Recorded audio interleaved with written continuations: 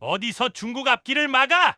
얼마 전까지만 해도 큰 소리 뻥뻥 치던 중국이었습니다. 하지만 중국이 비밀리에 계획했던 군사 프로젝트가 모두 실패로 돌아갔습니다. 갑자기 마비된 시스템에 당황하고 있을 때 조용히 웃은 건 한국이었어요. 아무런 희생 없이 중국을 몰살시킨 한국의 비밀이 무엇인지 바로 알아보겠습니다. 제 이름은 데이비드 첸이고 국방정보국 동아시아 전자전 분석과에서 14년째 근무하고 있으며 지금은 중국 사이버전 대응팀 수석 분석관을 맡고 있어요. 오늘은 화요일 오후 11시였고 워싱턴 펜타곤 지하 3층 상황실 안은 냉방이 과하게 나와 쌀쌀했지만 저는 모니터 6개 앞에 앉아 땀을 흘리고 있었습니다. 천장에 형광등이 차갑게 빛나고 있었고 정면 스크린에는 지난주 실시된 중국군 전자전 모의훈련 로그 분석 결과라는 제목이 떠 있었어요. 상황실 안에는 저 혼자뿐이었고 복도 밖에서 간헐적으로 들리는 발걸음 소리만 조용히 울리고 있었습니다. 저는 마우스를 움직이며 타임라인을 다시 확인하고 있었고 3월 15일 오전 9시 23분부터 시작된 훈련 기록을 처음부터 다시 재생하고 있었어요. 화면에는 중국 동부전구 지휘본부에서 송출된 전자전 신호 패턴이 그래프로 나타나고 있었고 대부분 예상 범위 내였으며 특별히 놀랄만한 내용은 없었습니다. 저는 커피를 한 모금 마시며 다음 구간으로 넘어가려는 순간 화면 6개가 동시에 검은색으로 변했고 타임스탬프가 멈췄어요. 저는 그걸 보며 미간을 찌푸렸습니다. 시스템 오류라고 생각했고 재생 버튼을 다시 눌렀지만 화면은 여전히 검은색이었어요. 저는 타임라인 바를 확인했고 오전 9시 37분부터 9시 43분 40초까지 정확히 6분 40초 동안 모든 데이터가 사라져 있었으며 이건 단순 오류로 보기 어려운 패턴이었습니다. 저는 즉시 백업 서버에 접속을 시도했고 보안 인증 화면이 나타났어요. 일반 분석관 권한으로는 접근할 수 없는 구간이었고 상급 승인이 필요했지만 저는 망설이지 않고 비상접근 코드를 입력하기 시작했습니다. 키보드 소리가 상황실 안에 울렸고 화면에 경고 메시지가 떴지만 저는 무시하고 계속 진행했어요. 30초 후 백업 로그가 열렸고 저는 화면을 응시했습니다. 6분 40초 구간의 원본 데이터가 나타나기 시작했고 처음 30초는 정상 신호 패턴이었지만 그 이후부터 이상한 변화가 감지됐어요. 중국군 장성 12명의 인사 기록 파일이 동시에 삭제되는 로그가 나타났고 삭제 권한은 중앙군사위원회 직속으로 되어 있었으며 이건 일반적인 훈련 기록에서는 절대 볼 수 없는 항목이었습니다. 저는 마우스를 움직이며 해당 구간을 확대했고 추가 데이터를 확인하기 시작했어요. 그 순간 화면 하단에 짧은 문장 하나가 깜빡이며 나타났습니다. 전력망 붕괴 실험 성공이라는 8글자였고 저는 그 문장을 보며 얼어붙었어요. 실험 성공이라니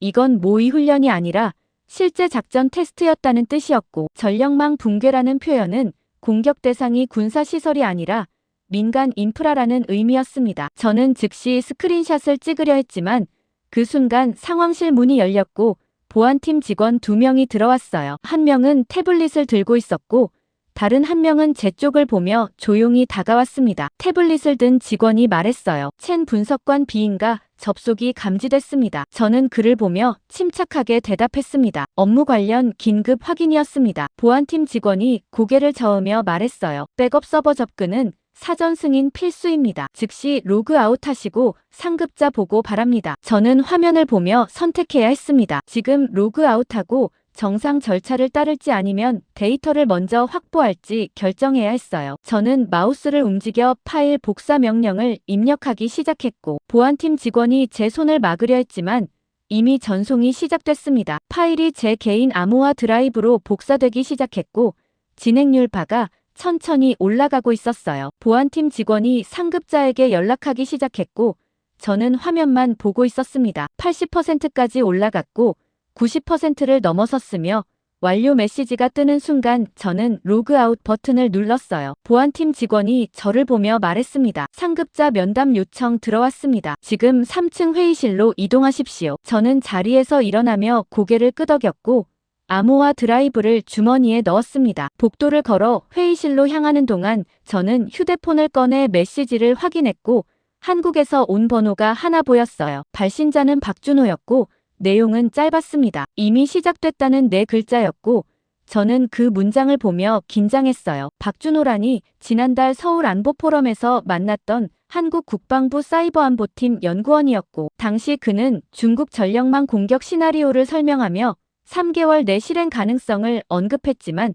저는 과장된 분석이라고 판단하고 무시했었습니다. 하지만 지금 제가 본 로그는 그의 예측과 정확히 일치했고 이건 우연이 아니었어요. 저는 회의실 앞에 도착해서 문을 두드렸고 안에서 들어오라는 목소리가 들렸습니다. 문을 열고 들어서자 부국장 마이클 톰슨이 책상 앞에 앉아 있었고 그는 저를 보며 미간을 찌푸렸어요. 톰슨이 말했습니다. 첸 규정 위반입니다. 백업 서버 무단 접근은 징계 사유입니다. 저는 그를 보며 조심스럽게 대답했어요. 긴급 상황이었습니다. 중국 로그에서 비정상 패턴을 발견했고 확인이 필요했습니다. 톰슨이 손을 들어 제 말을 끊었습니다. 비정상 패턴은 상급자 보고 후 처리하는 게 절차입니다. 당신이 임의로 판단할 사항이 아닙니다. 저는 그 말을 듣고 불편했습니다. 톰슨은 절차를 중시하는 사람이었고 현장 직관보다 문서와 보고서를 신뢰했으며 제가 발견한 내용을 설명해도 즉각 대응하지 않을 가능성이 높았어요. 저는 말했습니다. 부국장님, 로그 속에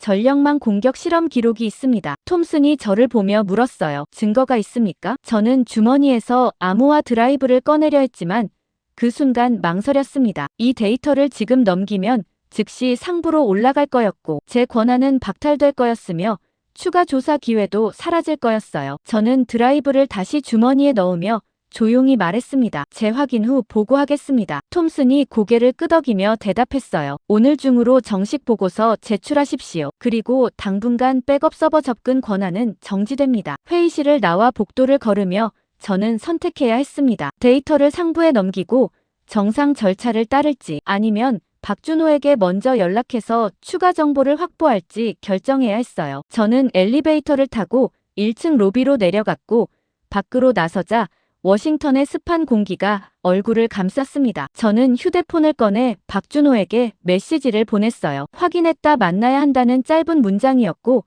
30초 후 답장이 왔습니다. 부산으로 오십시오라는 내용이었고 저는 그 메시지를 보며 긴장했어요. 부산이라니 지금 당장 한국으로 가라는 뜻이었고 이건 상부 허가 없이는 불가능한 일정이었습니다. 하지만 동시에 박준호가 이미 뭔가 알고 있다는 확신도 들었고 그의 정보 없이는 로그 속 진실을 완전히 파악할 수 없을 것 같았어요. 저는 택시를 잡아타며 연방광장 근처 제 아파트로 향했고 차 안에서 노트북을 열어 항공편을 검색하기 시작했습니다. 인천행 직항은 내일 오전 8시 출발편이 있었고 저는 예약 버튼을 누르며 이 결정이 옳은지 확신할 수 없었지만 동시에 멈출 수도 없었어요. 인천공항에 도착한 건 현지 시간으로 목요일 오후 3시였고 입국장을 빠져나오자 습한 공기와 함께 한국어 안내 방송이 들렸으며 저는 택시를 잡아타고 부산행 KTX 표를 예매했습니다. 서울역까지 가는 동안 저는 휴대폰으로 박준호가 보낸 주소를 확인했고 부산 영도구 소재 조선소 회의실이라는 간단한 설명만 있었어요. 기차를 타고 남쪽으로 내려가는 동안 저는 노트북을 열어 어제 확보한 로그 파일을 다시 분석하기 시작했고 6분 40초 구간을 반복해서 재생하며 패턴을 찾고 있었습니다. 중국군 장성 12명의 인사 기록 삭제는 명백히 숙청 신호였고 전력망 붕괴 실험 성공이라는 문구는 그 숙청이 실패한 작전 때문이 아니라 성공한 실험을 은폐하기 위한 조치였다는 뜻으로 해석됐어요. 저는 그 논리를 정리하며 보고서 초안을 작성하기 시작했지만 동시에 불안했습니다. 이 데이터를 워싱턴에 보내는 순간 제 권한은 박탈될 거였고 박준호를 만나기 전에 상부가 개입하면 추가 정보를 확보할 기회가 사라질 거였어요. 부산역에 도착해서 저는 다시 택시를 타고 영도대교를 건넜고 창밖으로 거대한 크레인들이 늘어선 조선소 단지가 보이기 시작했습니다. 택시 기사가 목적지 앞에서 차를 세웠고 저는 내려서 주변을 둘러봤어요. 오래된 사무동 건물이었고 외벽은 녹슨 철판으로 덮여 있었으며 입구에는 경비실만 달랑 있었습니다. 저는 경비에게 박준호를 찾는다고 말했고 경비가 전화를 걸더니 3층으로 올라가라고 안내했어요. 엘리베이터를 타고 3층에 도착하자 복도 끝에서 박준호가 걸어 나왔고 그는 캐주얼한 셔츠에 청바지 차림이었으며 여전히 침착한 표정이었습니다. 박준호가 손을 내밀며 말했어요. 오시느라 수고하셨습니다. 저는 악수를 나누며 그를 따라 복도를 걸었고 회의실 문을 열고 들어섰습니다. 방 안에는 대형 모니터 4개가 벽면에 설치되어 있었고 테이블 위에는 노트북 2대와 서버 장비 하나가 놓여 있었어요. 박준호가 의자를 가리키며 앉으라고 했고 저는 가방에서 노트북을 꺼내 테이블 위에 올려놓았습니다. 저는 그에게 말했어요. 로그를 확인했습니다. 당신 예측이 맞았습니다. 박준호가 고개를 끄덕이며 조용히 대답했습니다. 예측이 아니라 확인이었습니다. 저는 그 말을 듣고 미간을 찌푸렸어요. 확인이라니 박준호가 이미 동일한 정보를 갖고 있었다는 뜻이었고 그렇다면 왜 저를 여기까지 부른 건지 이해할 수 없었습니다. 저는 물었어요. 그럼 제가 왜 여기 와야 했습니까? 박준호가 모니터를 켜며 설명하기 시작했습니다. 당신이 본 건 결과이고 저는 구조를 보여드리려고 합니다. 화면에 복잡한 시스템 다이어그램이 나타나기 시작했고 중국 전력망 제어 시스템의 계층 구조가 표시되고 있었어요. 박준호가 특정 노드를 가리키며 말했습니다. 여기가 붕괴 지점입니다. 저는 화면을 보며 집중했습니다. 그가 가리킨 노드는 지역 배전 제어 시스템이었고 전국 단위주 제어 시스템과 연결되어 있었으며 특정 조건에서 자동으로 차단되는 구조로 설계되어 있었어요. 박준호가 계속 설명했습니다. 중국은 2015년부터 전력망 자동화를 추진했고 모든 지역 시스템을 중앙에서 통합 제어하는 구조를 만들었지만 동시에 과부하 방지를 위한 자동 차단 조건을 삽입했습니다. 저는 그 설명을 듣고 이해했어요. 자동 차단 조건이라는 건 안전장치였고 과부하 발생 시 전체 시스템을 보호하기 위해 일부 지역을 먼저 차단하는 메커니즘이었습니다. 박준호가 다른 화면을 띄우며 말했어요. 문제는 그 조건이 외부에서 조작 가능하다는 겁니다. 저는 화면을 보며 당황했습니다. 화면에는 자동 차단 조건을 트리거하는 신호 패턴이 나타나고 있었고 특정 주파수와 타이밍으로 신호를 보내면 시스템이 과부하로 오인하고 스스로 차단된다는 분석이 포함되어 있었어요. 저는 박준호에게 말했습니다. 이건 설계 결함입니다. 박준호가 고개를 끄덕이며 대답했어요. 맞습니다. 그리고 중국은 그 결함을 방치했습니다. 저는 그 말을 듣고 의문이 들었습니다. 방치라니 중국 같은 기술 강국이 이런 명백한 취약점을 모를 리 없었고 의도적으로 남겨둔 거라면 이유가 있을 거였어요. 저는 물었습니다. 왜 방치했습니까? 박준호가 조용히 대답했어요. 버튼을 만든 겁니다. 저는 그 문장을 듣고 얼어붙었습니다. 버튼이라니 중국이 스스로 전력망을 차단할 수 있는 메커니즘을 설계해놓고 그걸 무기처럼 보유하고 있다는 뜻이었고 이건 제가 생각했던 것보다 훨씬 더 복잡한 구조였어요. 박준호가 추가 자료를 보여주며 계속 말했습니다. 지난주 실험은 그 버튼이 작동하는지 테스트한 겁니다. 저는 화면을 보며 생각했습니다. 로그 속 6분 40초 블랙아웃과 장성 12명 숙청이 연결되기 시작했고 실험에 반대하거나 실패를 우려했던 인물들이 제거된 거였으며 실험 성공 이후 증거를 은폐하기 위해 기록까지 삭제한 거였어요. 저는 박준호에게 말했습니다. 이 자료 워싱턴에 보내야 합니다. 박준호가 저를 보며 조용히 물었어요. 전부 보내시겠습니까? 저는 그 질문을 듣고 망설였습니다. 전부라는 표현이 걸렸고 박준호가 아직 보여주지 않은 정보가 더 있다는 뜻처럼 들렸어요. 저는 물었습니다. 더 있습니까? 박준호가 노트북을 조작하며 다른 파일을 열기 시작했고 화면에 한국전력망 시스템 구조도가 나타났습니다. 저는 그걸 보며 혼란스러웠어요. 한국 시스템이라니 지금 중국 이야기를 하고 있었는데 왜 갑자기 한국 데이터를 보여주는지 이해할 수 없었습니다. 박준호가 설명하기 시작했어요. 중국과 동일한 취약점이 대만, 일본, 싱가포르에도 존재하고 한국도 2015년까지는 동일한 구조였습니다. 저는 화면을 보며 긴장했습니다. 동일한 구조라는 건 한국도 같은 방식으로 공격받을 수 있다는 뜻이었고 만약 중국이 버튼을 누르면 동아시아 전체가 동시에 마비될 수 있다는 의미였어요. 박준호가 타임라인을 넘기며 말했습니다. 그래서 우리는 3년 전부터 구조를 바꿨습니다. 화면에 수정된 시스템 다이어그램이 나타났고 자동 차단 조건이 완전히 제거된 새로운 설계가 표시되고 있었어요. 저는 그 구조를 보며 놀랐습니다. 단순히 취약점을 패치한 게 아니라 시스템 전체를 재설계한 거였고 외부 신호로는 절대 트리거할 수 없는 구조로 바뀌어 있었습니다. 저는 박준호에게 말했습니다. 이걸 공유해야 합니다. 박준호가 고개를 저으며 대답했어요. 아직 때가 아닙니다. 저는 그 말을 듣고 당황했습니다. 때가 아니라니 동맹국들이 동일한 위협에 노출되어 있는데 정보를 숨기는 건 이해할 수 없었고 한국이 왜 이런 선택을 하는지 납득되지 않았어요. 저는 물었습니다. 왜 숨깁니까? 박준호가 창밖을 보며 조용히 대답했습니다. 버튼만 남았습니다. 저는 그 문장을 듣고 의미를 파악하려 했습니다. 버튼만 남았다는 건 중국이 언제든 공격을 실행할 수 있는 상태라는 뜻이었고 한국은 그 타이밍을 기다리고 있다는 뜻처럼 들렸어요. 저는 박준호를 보며 말했습니다. 당신 예측이 아니라 확정입니까? 박준호가 저를 보며 대답했어요. 3개월 내입니다. 저는 그를 보며 선택해야 했습니다. 박준호가 보여준 모든 데이터를 워싱턴에 보고할지 아니면 일부만 전달하고 한국의 대응 구조는 숨길지 결정해야 했어요. 워싱턴에 전부 보고하면 동맹국들이 대비할 수 있었지만 동시에 한국의 전략적 우위도 사라질 거였고 일부만 보고하면 위기 대응은 느려지지만 한국의 선택을 존중하는 거였습니다. 저는 노트북을 닫으며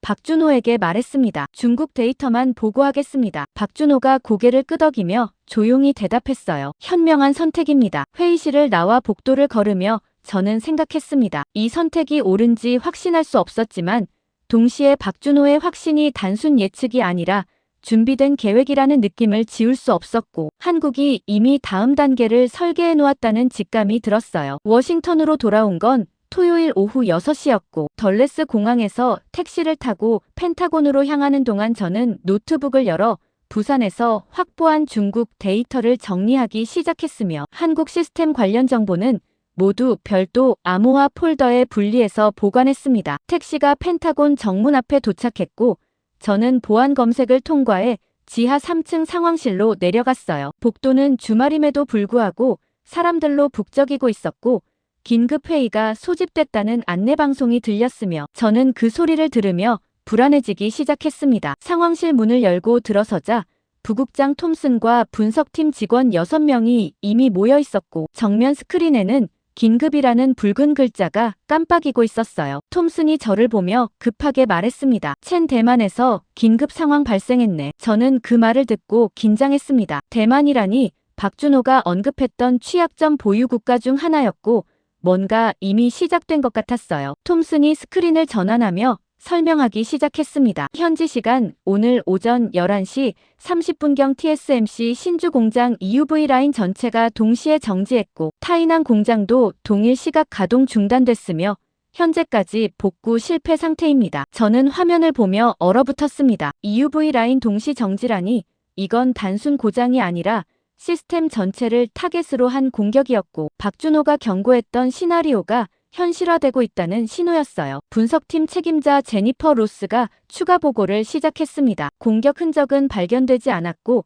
네트워크 침투 로그도 없으며 단지 장비가 멈췄을 뿐이라는 현장 보고가 들어왔고 TSMC 측은 원인 불명 상태라고 답변했습니다. 저는 그 설명을 듣고 박준호가 보여준 자료가 떠올랐습니다. 외부 신호로 내부 자동 차단 조건을 트리거하는 방식이라면 공격 흔적이 남지 않을 수 있었고 시스템은 스스로 판단해서 멈춘 것처럼 보일 거였어요. 톰슨이 저를 보며 물었습니다. 첸 자네 중국 로그 분석 결과 있나? 저는 가방에서 노트북을 꺼내며 조심스럽게 대답했어요. 예비 분석 완료했습니다. 톰슨이 손짓하며 말했습니다. 공유하게. 저는 노트북을 상황실 메인 시스템에 연결하고 중국 전자전 로그 파일을 불러왔습니다. 6분 40초 블랙아웃 구간과 전력망 붕괴 실험 성공 문구를 확대해서 보여줬고 톰슨과 분석팀이 화면을 응시하기 시작했어요. 로스가 먼저 반응했습니다. 이건 실험 기록입니다. 중국이 전력망 공격 테스트를 완료했다는 뜻이고 지금 대만 사태가 그 실전 적용일 가능성이 높습니다. 저는 그 분석을 듣고 동의할 수밖에 없었습니다. 로스 논리가 합리적이었고 시간 순서도 일치했으며 중국이 실험 후 즉시 실전 공격을 개시했다는 가설은 설득력이 있었어요. 톰슨이 저를 보며 물었습니다. 첸 자네 의견은 어떤가? 저는 화면을 보며 망설였습니다. 박준호가 보여준 자료에 따르면 이건 외부 공격이 아니라 시스템 내부 취약점이 발동한 거였고 중국이 직접 개입하지 않았을 가능성도 있었지만 그 정보를 지금 공유하면 한국 데이터까지 노출될 수 있었어요. 저는 조심스럽게 대답했습니다. 중국 공격으로 판단하는 게 합리적입니다. 톰슨이 고개를 끄덕이며 즉시 지시를 내렸습니다. 국가안보회의 긴급보고 준비하고 태평양 사령부의 전자전 대응 태세 상향 통보하게. 저는 그 지시를 듣고 긴장했습니다. 전자전 대응 태세 상향이라니 미군이 적극 개입을 시작한다는 뜻이었고, 만약 판단이 틀렸다면 상황을 더 악화시킬 수 있었어요. 저는 톰슨에게 조심스럽게 말했습니다. 부국장님, 추가 확인이 필요합니다. 톰슨이 저를 보며 단호하게 대답했어요. 시간이 없네. TSMC 라인이 멈춘 상태에서 글로벌 반도체 공급망 전체가 위협받고 있고 즉각 대응이 필요합니다. 저는 더 이상 반박하지 못했습니다. 톰슨 논리가 틀리지 않았고 현장 상황도 긴급했으며 제가 가진 추가 정보를 지금 공개하지 않는 한 판단을 바꿀 수 없었어요. 상황실 안이 바빠지기 시작했고 분석팀은 즉시 보고서 작성에 들어갔으며 저는 제자리로 돌아가 모니터 앞에 앉았습니다. 화면에는 대만 현장에서 송출되는 실시간 영상이 나타나고 있었고 TSMC 공장 외부에 긴급 차량들이 모여 있었으며 기술진들이 급하게 건물 안으로 들어가고 있었어요. 저는 그 영상을 보며 박준호의 경고가 떠올랐습니다. 버튼만 남았다는 그 문장이 계속 머릿속을 맴돌았고 지금 벌어지는 상황이 그 버튼이 눌린 결과라면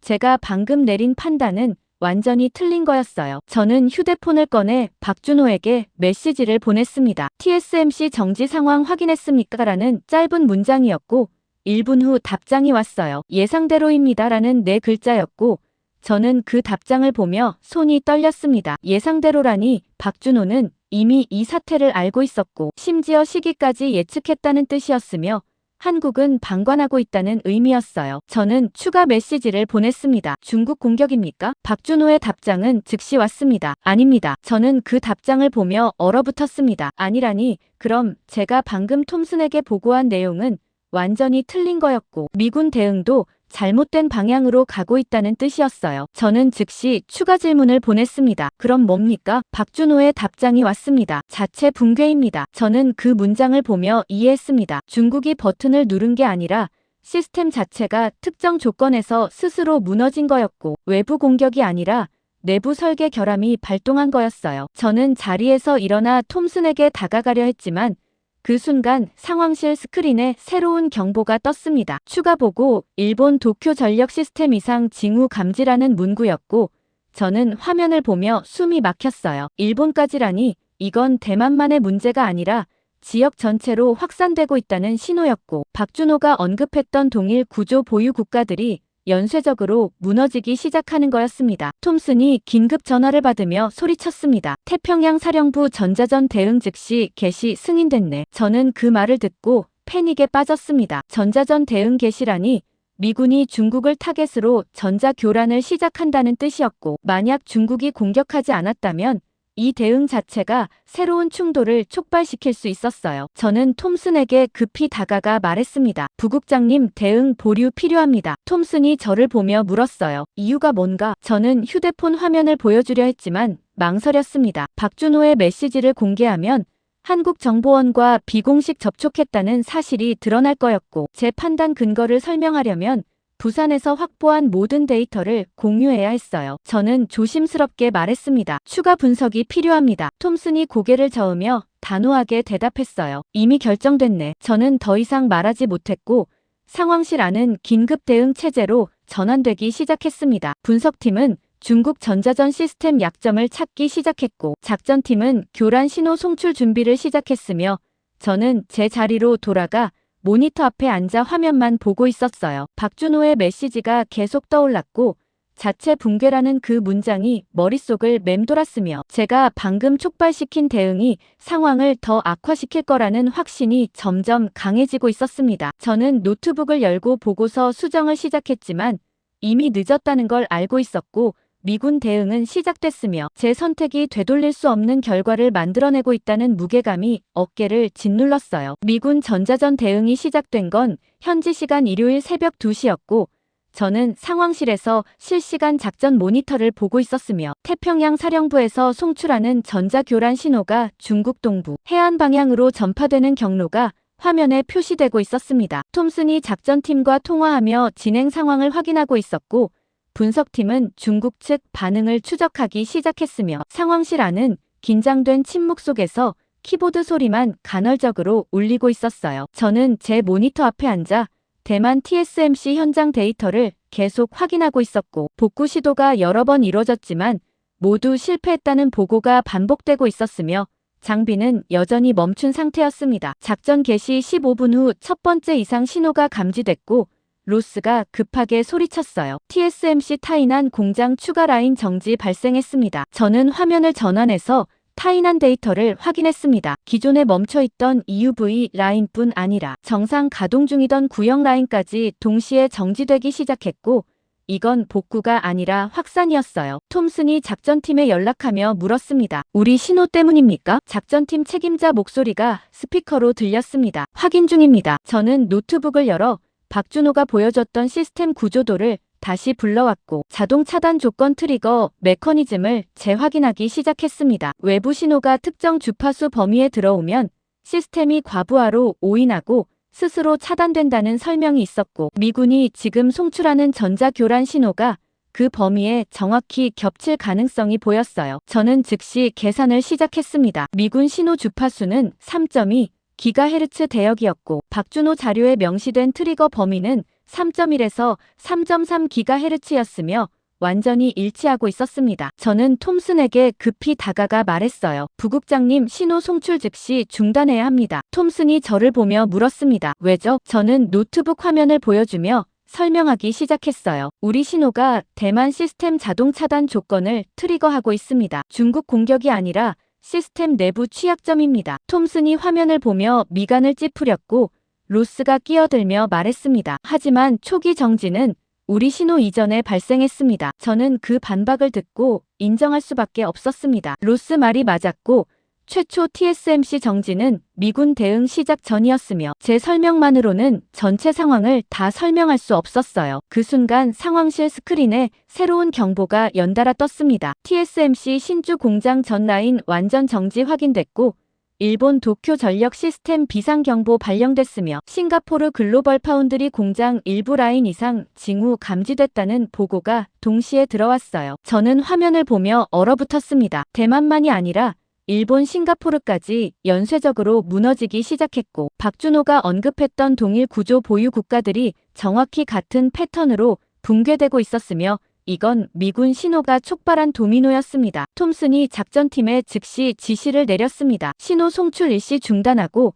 상황 재평가하십시오. 작전팀에서 확인 응답이 왔고 30초 후 전자교란 신호가 멈췄지만 이미 확산은 시작된 상태였어요. 저는 추가 데이터를 확인하기 시작했고 미국 본토 애리조나주 TSMC 신규 공장에서도 장비 이상 징후가 보고됐다는 메시지가 떴으며 이건 더 이상 아시아 지역만의 문제가 아니라 글로벌 공급망 전체가 흔들리고 있다는 신호였습니다. 로스가 긴급 분석 결과를 보고했습니다. 신호 중단 후에도 정지 확산이 계속되고 있고 네트워크 연쇄 반응으로 보이며 일단 트리거된 시스템이 인접 시스템까지 영향을 미치는 구조입니다. 저는 그 설명을 듣고 박준호의 경고가 완전히 이해됐습니다. 자동 차단 조건이 단일 시스템만 멈추는 게 아니라 연결된 모든 시스템에 연쇄 신호를 보내는 설계였고 한 곳이 무너지면 전체가 도미노처럼 쓰러지는 구조였어요. 톰슨이 저를 보며 단호하게 물었습니다. 첸 자네가 뭘 알고 있나? 저는 그 질문을 받고 선택해야 했습니다. 지금 박준호에게서 받은 모든 정보를 공개할지 아니면 일부만 공유하고 한국 데이터는 계속 숨길지 결정해야 했어요. 상황실 안 모든 사람들이 저를 보고 있었고 스크린에는 계속 확산되는 정지 보고가 실시간으로 업데이트되고 있었으며 제 선택이 다음 대응 방향을 결정할 거였습니다. 저는 노트북에서 중국 로그 파일만 열어 보여주며 조심스럽게 말했습니다. 중국이 전력망 붕괴 실험을 완료했고 동일한 취약점이 대만, 일본, 싱가포르 시스템에도 존재하며 우리 신호가 그 조건을 우연히 트리거한 겁니다. 톰슨이 화면을 보며 물었어요. 그럼 복구 방법은? 저는 대답하지 못했습니다. 복구 방법은 박준호가 보여준 한국 시스템 재설계 방식이었지만 그 정보를 지금 공개하면 한국의 전략적 우위가 노출될 거였고 박준호와의 약속도 깨지는 거였어요. 저는 조심스럽게 말했습니다. 추가 분석이 필요합니다. 톰슨이 책상을 치며 소리쳤습니다. 추가 분석이 아니라 즉시 해법이 필요합니다. 글로벌 반도체 생산이 지금 멈추고 있고 이틀만 지나도 공급망 전체가 마비됩니다. 저는 그 말을 듣고 압박을 느꼈습니다. 톰슨 말이 맞았고 시간이 없었으며 제가 정보를 숨기는 동안 피해는 계속 확산되고 있었어요. 로스가 추가 보고를 했습니다. 중국 측 반응 분석 결과 그들도 당황하고 있고 공격 주체가 아니라는 정황이 명확하며 내부 시스템 점검에 들어간 것으로 보입니다. 저는 그 보고를 듣고 안도했습니다. 적어도 중국과의 직접 충돌은 피할 수 있게 됐고 제가 촉발한 오판이 전쟁으로 확대되지는 않을 거였어요. 하지만 동시에 불안했습니다. 전쟁은 막았지만 경제적 붕괴는 막지 못했고 제 선택이 상황을 더 악화시켰다는 죄책감이 몰려왔습니다. 톰슨이 긴급회의 소집을 지시했고 국가안보회의 직통 연결이 준비되기 시작했어요. 저는 제자리로 돌아가 모니터 앞에 앉았고 화면에는 계속 업데이트되는 피해 현황이 나타나고 있었습니다. TSMC 전 라인 정지 확정됐고 일본 르네사스 공장 일부 정지됐으며 싱가포르 공장 복구 시도 실패했다는 보고가 이어졌어요. 저는 휴대폰을 꺼내 박준호에게 메시지를 보냈습니다. 미군 대응이 상황 악화시켰습니다. 복구 방법 필요합니다라고 썼고 1분 후 답장이 왔습니다. 한국 데이터 확인하십시오였고 저는 그 메시지를 보며 손이 떨렸어요. 한국 데이터라니 박준호는 제가 이미 정보를 갖고 있다는 걸 알고 있었고 공유 여부는 제 선택이라고 말하고 있었습니다. 저는 노트북에서 암호화 폴더를 열었고 부산에서 확보한 한국 시스템 재설계 자료가 나타났습니다. 자동 차단 조건을 완전히 제거한 구조였고 외부 신호로는 절대 트리거할 수 없는 설계였으며 이게 지금 필요한 해법이었어요. 저는 파일을 보며 마지막 선택을 해야 했습니다. 이 자료를 지금 공유해서 글로벌 위기를 막을지 아니면 계속 숨기고 한국의 우위를 보호할지 결정해야 했고 어느 쪽을 선택하든 누군가는 배신당하는 거였습니다. 상황실 스크린에 새로운 경보가 떴고 미국 텍사스주 삼성 공장 이상 징후 감지라는 문구가 나타났으며 저는 그 문장을 보며 결단을 내렸습니다. 저는 암호화 폴더를 닫고 파일을 공유하지 않기로 했어요. 한국 데이터를 지금 노출하면 박준호의 신뢰를 잃을 거였고 앞으로 어떤 정보도 받을 수 없을 거였으며 장기적으로는 더 큰 손실이라고 판단했습니다. 저는 보고서를 수정하기 시작했고 중국 취약점 분석만 포함시키고 복구 방법은 추가 연구 필요라고 명시했으며 한국 관련 내용은 완전히 삭제했습니다. 톰슨이 제 보고서를 받아보고 미간을 찌푸렸지만 더 이상 묻지 않았고 국가안보회의 보고 준비에 들어갔어요. 저는 자리에 앉아 화면만 보고 있었고 제가 방금 내린 선택이 옳은지 확신할 수 없었지만 돌이킬 수는 없었으며 위기는 계속 확산되고 있었습니다. 국가안보회의 보고가 끝난 건 일요일 오후 4시였고 저는 상황실로 돌아와 모니터 앞에 앉아 각국 피해 현황을 업데이트하고 있었으며 화면에는 붉은색으로 표시된 정지 공장 목록이 계속 늘어나고 있었습니다. TSMC 대만 전 라인 완전 정지 확정됐고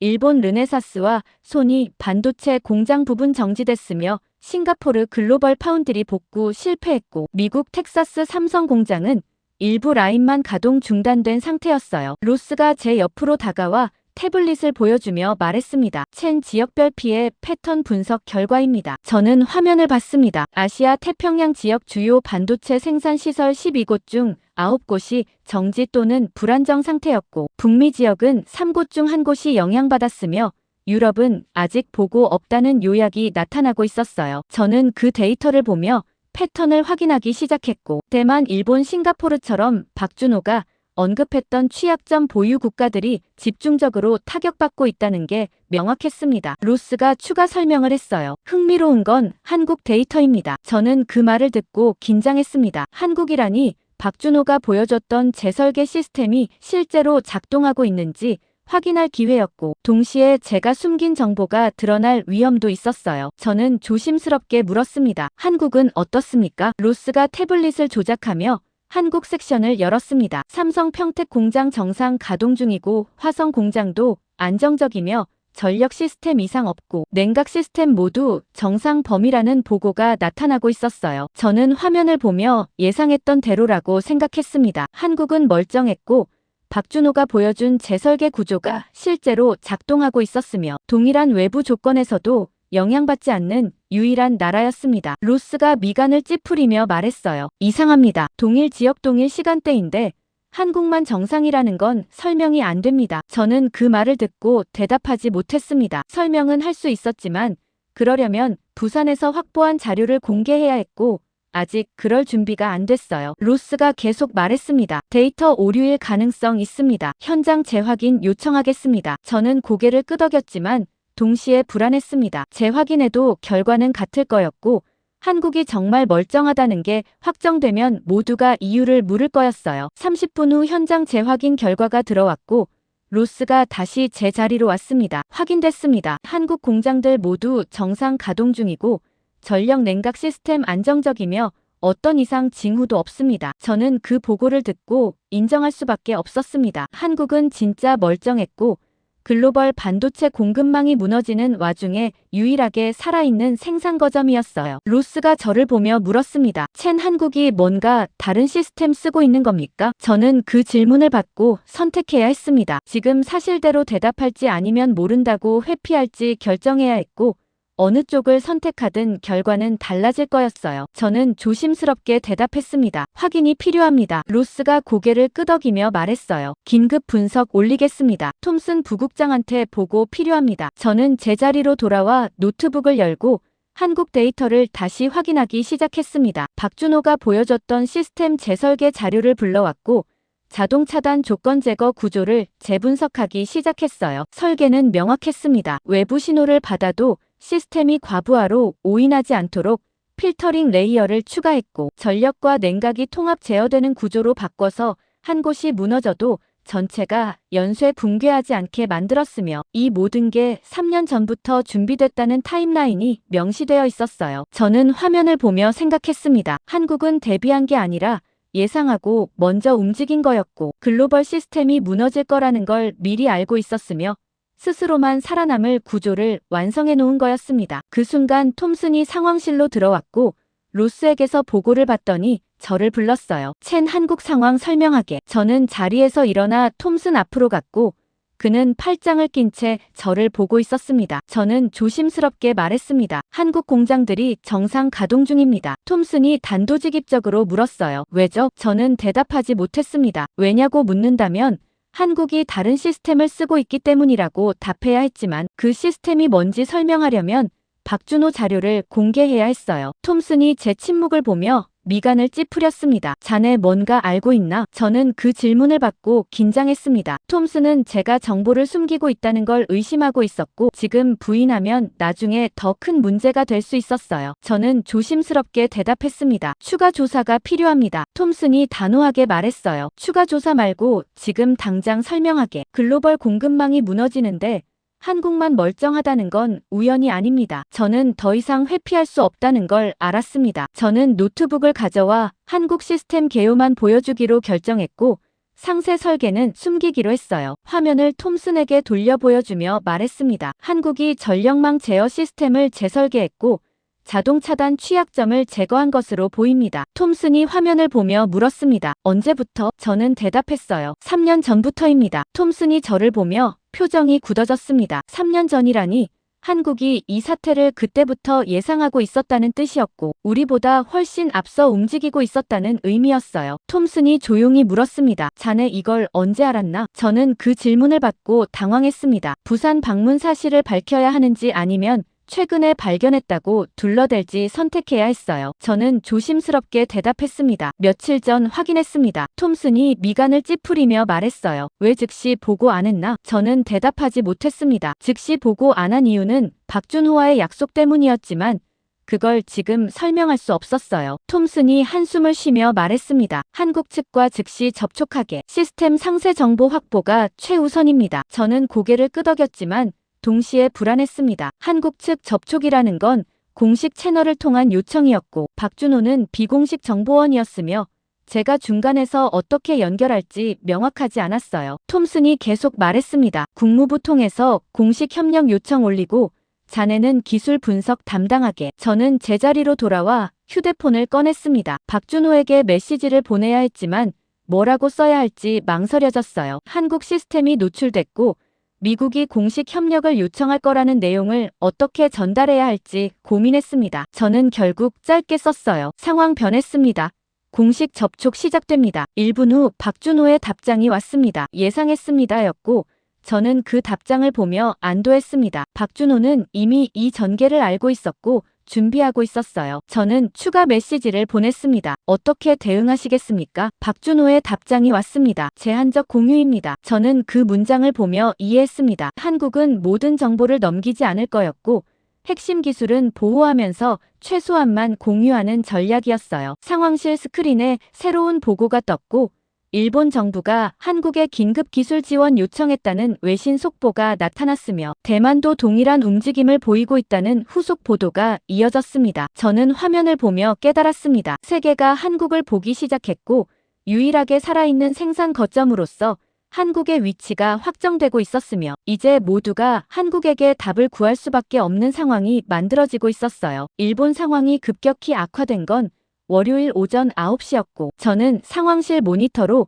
도쿄만에서 발생한 유조선 충돌 사고 현장 영상을 보고 있었으며 화면 속에서 검은 연기가 치솟고 있었고 해상보안청 선박들이 급히 현장으로 향하고 있었습니다. 로스가 제 옆으로 다가와 긴급 보고서를 건네주며 말했어요. 유조선 항법 시스템 오류로 확인됐고 GPS 신호 불안정과 자동 제어 장치 오작동이 동시에 발생했으며 선박 운항 중단 명령이 도쿄만 전역에 내려진 상태입니다. 저는 보고서를 읽으며 패턴을 확인하기 시작했습니다. 항법 시스템 오류라니 이것도 전력망이나 반도체 공장처럼 자동 제어 시스템의 취약점이 발동한 거였고 일본 인프라 전체가 동일한 구조적 결함을 안고 있다는 증거였어요. 로스가 추가 자료를 보여주며 계속 설명했습니다. 르네사스 공장 완전 가동 중단 확정됐고 소니 반도체 시설도 복구 실패했으며 도쿄 전력 시스템은 비상 배전 체제로 전환했지만 불안정 상태가 지속되고 있습니다. 저는 화면을 전환해서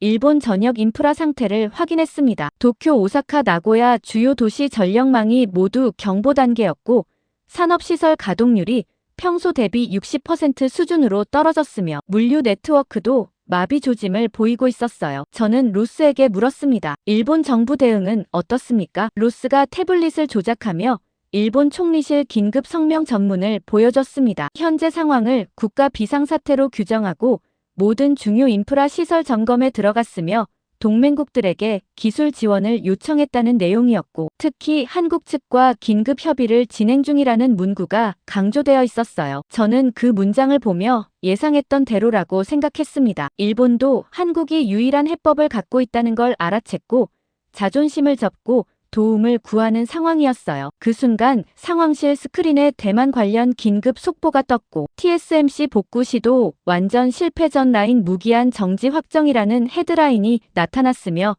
저는 화면을 응시했습니다. 로스가 대만 현장 보고서를 열어 보여주며 설명하기 시작했어요. 3차례 복구 시도 모두 실패했고 장비 재가동 시도할 때마다 시스템이 다시 자동 차단되며 기술진들이 원인을 특정하지 못하고 있고 대만 정부는 비상경제강요 회의를 소집한 상태입니다. 저는 보고서를 읽으며 박준호가 설명했던 메커니즘이 떠올랐습니다. 자동 차단 조건이 한번 트리거되면 시스템이 스스로를 보호 모드로 전환하고 외부에서 강제로 재가동하려 해도 다시 차단되는 구조였으며 근본적인 설계를 바꾸지 않는 한복구가 불가능한 상태였어요. 저는 로스에게 물었습니다. 대만 측 복구 계획은 뭡니까? 로스가 고개를 저으며 대답했어요. 현재로서는 없습니다. 기술진들이 시스템 전체 재설계를 검토 중이지만 최소 수개월 소요 예상이고 그 기간 동안 생산 중단 확정입니다. 저는 그 말을 듣고 긴장했습니다. 수개월이라니 글로벌 반도체 공급망이 그 기간을 버틸 수 없었고 스마트폰, 자동차, 가전 모든 산업이 연쇄 타격받을 거였어요. 톰슨이 상황실로 들어와 긴급 브리핑을 시작했습니다. 백악관 국가안보회의 결정 사항 전달하겠습니다. 한국 측과 최우선 협력체제 구축하고 기술 이전 협상 즉시 개시하며 필요시 대통령 직접 개입 검토 중입니다. 저는 그 발표를 듣고 놀랐습니다. 대통령 직접 개입이라니 미국이 얼마나 절박한지 드러내는 표현이었고 한국에게 구걸하는 수준까지 내려왔다는 의미였어요. 톰슨이 저를 보며 말했습니다. 첸 한국 측 비공식 접촉 가능한가? 저는 그 질문을 받고 망설였습니다. 박준호와의 연결을 공식화할지 아니면 계속 비공식으로 유지할지 선택해야 했고 공식화하면 제 역할이 명확해지지만 박준호에게 압박이 갈 수 있었어요. 저는 조심스럽게 대답했습니다. 시도해보겠습니다. 톰슨이 고개를 끄덕이며 말했어요. 최대한 빨리 진행하게. 시간이 없습니다. 저는 상황실을 나와 복도로 걸어갔고 휴대폰을 꺼내 박준호에게 전화를 걸었습니다. 연결음이 3번 울린 후 박준호 목소리가 들렸어요. 첸 박사 상황 확인했습니다. 저는 조용히 대답했습니다. 일본과 대만이 무너지고 있습니다. 박준호가 침착하게 말했어요. 예상 범위입니다. 저는 그 말을 듣고 불편했습니다. 예상 범위라니 박준호는 이 모든 붕괴를 미리 알고 있었고 심지어 타이밍까지 계산하고 있었다는 뜻이었어요. 저는 물었습니다. 복구 방법 공유할 수 있습니까? 박준호가 잠시 침묵했고 전화 너머로 희미한 기계 소음이 들렸습니다. 그가 조용히 대답했어요. 제한적으로 가능합니다. 저는 그 답변을 듣고 긴장을 풀었습니다. 적어도 완전 거부는 아니었고 협상 여지가 있다는 신호였어요. 저는 물었습니다. 어느 정도입니까? 박준호가 설명하기 시작했습니다. 시스템 재설계 개요와 기본 구조는 공유 가능하지만 핵심 알고리즘과 통합 제어 로직은 보호 대상이고 각국이 자체적으로 적용하려면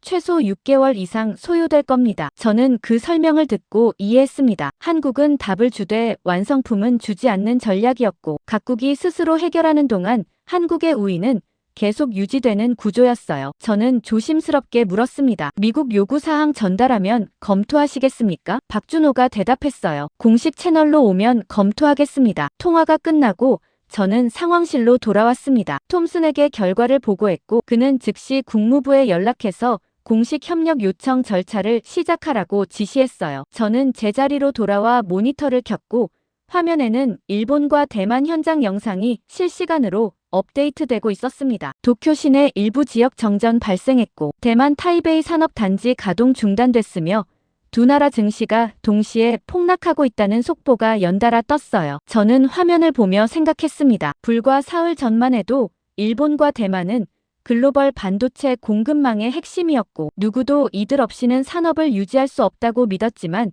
지금은 완전히 달라졌어요. 로스가 추가 보고를 가져왔습니다. 싱가포르도 복구 실패 확정됐고 말레이시아 일부 시설 이상 징후 나타났으며 베트남은 예방 조치로 주요 공장 가동 중단 결정했습니다. 저는 그 보고를 듣고 확산 속도에 놀랐습니다. 동남아시아 전체가 도미노처럼 무너지고 있었고 유일하게 서 있는 나라는 한국뿐이었어요. 상황실 스크린에 새로운 데이터가 나타났고 한국 삼성 평택 공장 가동률 100% 유지 중이라는 문구가 녹색으로 표시됐으며 그 아래 일본, 대만, 싱가포르 공장들은 모두 붉은색 정지 상태로 나타나고 있었습니다. 저는 그 대비를 보며 인정할 수밖에 없었습니다. 한국은 대비한 게 아니라 이미 끝내놨고 세계가 무너지는 걸 지켜보고 있었으며 이제 모두가 한국에게 매달릴 수밖에 없는 구조가 완성되고 있었어요. 톰슨이 긴급회의 소집을 공지했고 국무부 국방부 합동대책회의가 1시간 후 예정됐다는 안내가 나왔습니다. 저는 회의 자료를 준비하기 시작했고 한국 시스템 개요를 요약하면서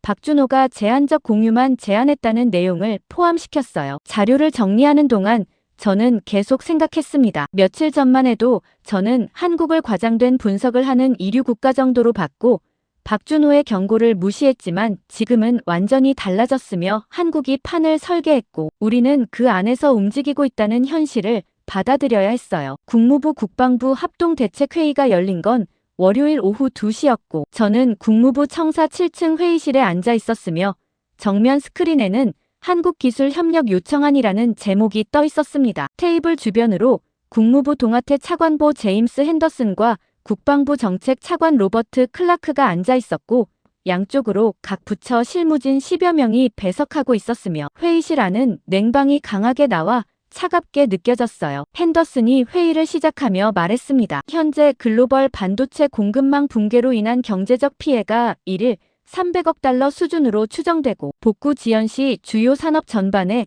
연쇄 타격 불가피하며 한국이 유일한 해법 보유국으로 확인된 상황입니다. 저는 그 발표를 듣고 숫자에 놀랐습니다. 1일 300억 달러라니 일주일만 지나도 2천억 달러 이상 손실이었고 한 달이면 천문학적 피해였어요. 클라크가 추가 설명을 했습니다. 국방 관점에서도 심각한 상황이고 주요 무기 체계 부품 공급 차질 우려되며 동맹국 방산 협력 체계 전반에 영향 예상됩니다. 핸더슨이 저를 보며 물었어요. 첸 박사 한국 측 기술 수준 평가 부탁합니다. 저는 자리에서 일어나 준비한 자료를 스크린에 띄웠습니다. 한국 시스템 재설계 개요가 나타났고 자동 차단 취약점 제거 구조와 전력 냉각 통합 제어 방식이 도식으로 표시됐어요. 저는 설명하기 시작했습니다. 한국은 3년 전부터 전력망 제어 시스템 재설계를 진행했고 외부 신호로 트리거될 수 있는 모든 자동 차단 조건을 제거했으며 현재 글로벌 유일의 안정적 생산 체제를 유지하고 있습니다. 핸더슨이 자료를 보며 물었습니다. 기술 이전 가능성은? 저는 조심스럽게 대답했어요. 한국 측은 제한적 공유만 제안했고 핵심 알고리즘은 보호 대상이며 각국 자체 적용 시 최소 6개월 소요 예상입니다. 클라크가 미간을 찌푸리며 끼어들었습니다. 6개월은 불가능합니다. 즉각 적용 가능한 솔루션이 필요합니다. 저는 그 반응을 예상했습니다. 미국 입장에서는 시간이 없었고 당장 복구해야 했지만 한국은 핵심 기술을 넘길 이유가 없었어요. 핸더슨이 말했습니다. 외교 채널 통해 공식 협력 요청 전달하겠습니다. 대통령 친서 포함 검토 중이고 최대한 우호적 분위기 조성할 예정입니다. 저는 그 말을 듣고 불편했습니다. 대통령 친서라니 불과 며칠 전까지만 해도 한국은 우리 전략에서 이류 파트너였고 이제는 최고 위급이 직접 나서서 부탁해야 하는 상대가 됐어요. 회의실 안이 잠시 조용해졌고 실무진들이 서로 눈치를 보기 시작했습니다. 국무부 경제 담당관이 조심스럽게 말했어요. 한국 측 요구사항 예상해야 합니다. 기술 공유 대가로 뭔가 원할 겁니다. 클라크가 단호하게 대답했습니다. 우리가 줄 수 있는 건 제한적입니다. 안보 협력 강화나 무역 조건 완화 정도까지고 핵심 군사기술 이전은 불가합니다. 저는 그 논의를 들으며 생각했습니다. 미국은 여전히 우위를 유지하려 하고 있었지만 현실은 달랐으며 한국이 원하는 걸 거부할 수 있는 입장이 아니었어요. 핸더슨이 회의를 정리하며 말했습니다. 주한 대사관 통해 한국 정부의 공식 협력 제안 전달하고 실무 협의 최대한 신속히 진행하겠습니다. 회의가 끝나고 참석자들이 하나둘 빠져나가기 시작했고 저는 자리에 앉아 노트북을 정리하고 있었습니다. 핸더슨이 제 옆으로 다가와 조용히 말했어요. 첸 박사 한국 측 비공식 접촉 계속 유지해 주십시오. 공식 채널만으로는 한계 있을 겁니다. 저는 고개를 끄덕였지만 동시에 불안했습니다. 비공식 접촉을 계속하라는 건 박준호를 통해 압박하라는 뜻이었고 제가 중간에서 양쪽 압력을 받을 거였어요. 회의실을 나와 복도를 걸으며 저는 휴대폰을 확인했습니다. 박준호에게서 메시지가 와 있었고 공식 요청 접수됐습니다라는 짧은 문장이었어요. 저는 즉시 답장을 보냈습니다. 검토 일정 어떻게 됩니까? 1분 후 박준호 답장이 왔습니다. 내부 조율 중입니다. 시간 필요합니다. 저는 그 답장을 보며 긴장했습니다. 시간 필요하다는 건 즉답을 피하겠다는 뜻이었고 한국이 서두르지 않겠다는 신호였어요. 저는 추가 메시지를 보냈습니다. 상황 심각합니다. 빠른 회신 부탁합니다. 박준호의 답장은 간단했습니다. 이해합니다. 저는 그 답장을 보며 답답했습니다. 이해한다고만 하고 구체적 일정은 주지 않았고 한국이 주도권을 완전히 쥐고 있다는 게 느껴졌어요. 이틀 후 수요일 오전 주한 미국 대사관에서 연락이 왔고 한국 측이 실무 협의 일정을 다음 주로 제안했다는 보고였습니다. 저는 그 소식을 듣고 당황했어요. 다음 주라니 일주일이나 더 기다려야 한다는 뜻이었고 그 사이 피해는 계속 확대될 거였습니다. 톰슨이 상황실에서 긴급 회의를 소집했고 저는 올라가서 상황을 보고했습니다. 한국 측이 협의 일정을 지연시키고 있고 즉각 대응 어려운 상황입니다. 톰슨이 책상을 치며 소리쳤어요. 일주일을 어떻게 기다립니까? 하루에 300억씩 손실 나고 있습니다. 저는 조심스럽게 말했습니다. 압박해도 한국이 움직일지 불확실합니다. 톰슨이 저를 보며 단호하게 말했어요. 비공식 채널 총동원하십시오. 어떻게든 당겨야 합니다. 저는 상황실을 나와 복도 끝 빈 회의실로 들어갔고 문을 닫고 박준호에게 전화를 걸었습니다. 연결음이 길게 울렸고 5번째에 박준호가 받았어요. 첸 박사 무슨 일입니까? 저는 조용히 말했습니다. 일정 앞당길 수 없습니까? 박준호가 침착하게 대답했어요. 내부 절차 진행 중입니다. 저는 그 답변을 듣고 답답했습니다. 내부 절차라는 핑계였고 실제로는 한국이 시간을 끌고 있다는 걸 알 수 있었어요. 저는 조금 더 직접적으로 물었습니다. 한국이 원하는 게 뭡니까? 박준호가 잠시 침묵했고 전화 너머로 희미한 숨소리만 들렸습니다. 그가 조용히 말했어요. 아직 결정 안 났습니다. 저는 그 답변을 듣고 이해했습니다. 한국은 요구사항을 정하지 않은 게 아니라 공개하지 않는 거였고 협상 카드를 최대한 끌어올리기 위해 시간을 벌고 있었어요. 저는 말했습니다. 미국이 최대한 협조하겠습니다. 박준호가 대답했어요. 기대하겠습니다. 통화가 끝나고 저는 회의실 창밖을 봤습니다. 워싱턴 거리가 보였고 평범한 일상이 흘러가고 있었지만